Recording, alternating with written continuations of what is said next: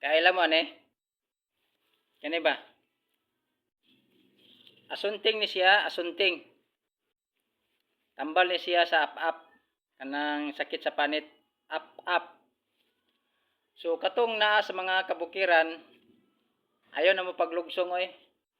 Asunting lang ang inyong kuhaon. Kung nay asunting diha, dukdukon lang ni siya niya tapos inyong inusnos sa parte nga dunay up-up sa inyong panit ba.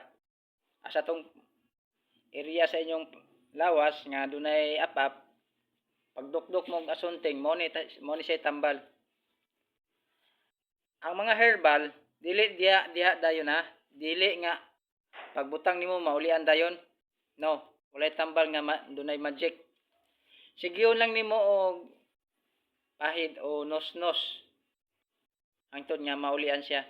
Tambal ni siya sa up-up. So katong naas mga bukid, kung naamo ani asunting, katong naay mga up-up dia, naay mga up-up. So libre na mo sa tambal, ayaw na mo palit.